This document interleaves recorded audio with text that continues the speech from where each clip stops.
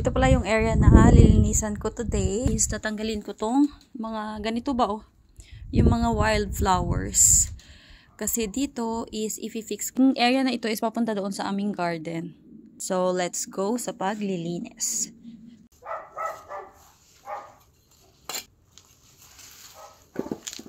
Tignan yung itsura ko.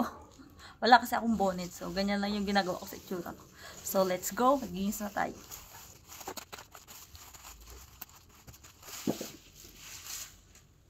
Maganda maghilamos today kasi umulan ba kagabi. Bakit nyo, super kapal na talaga ng mga wildflowers dito sa likod. Kaya kukunin ko siya kaya hindi man ka namitan on ba kahigko. Tapos doon sa may tubang sa amon nga bala, nalimpyuhan ko na siya pero hindi talaga 100% na malinis ba.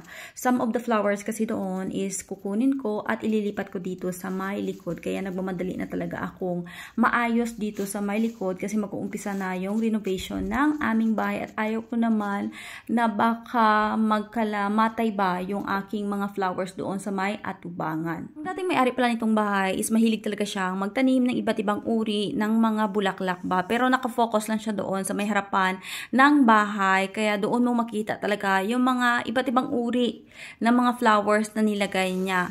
Pero dahil nga maglalagay kami doon ng parking area sa may atubang sa amon nga balay, so kukunin ko talaga lahat ng mga bulaklak doon at ililipat ko nga dito sa may area na ito.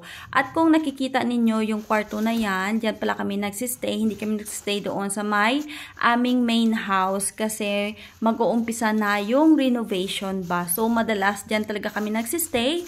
At ito na pala nilalagay ko na lahat ng mga damo nga nabunot ko diri sa may kurte. Yung mga damo pala na nabunot ko is ilalagay ko lang sa hilera nitong area na to kasi by the next day, kapag natapos na ng aking asawa yung mga gawain niya ba, doon na naman ako maglilinis kasi super dami rin ng mga damo doon. Super dami pa talaga ng aming gagawin ng aking asawa, especially dito sa aming backyard kasi medyo malapad din ito. Doon sa may garden namin ng mga gulay, nakapag-umpisa na rin kami ng aking asawa, nasa 30% na siguro.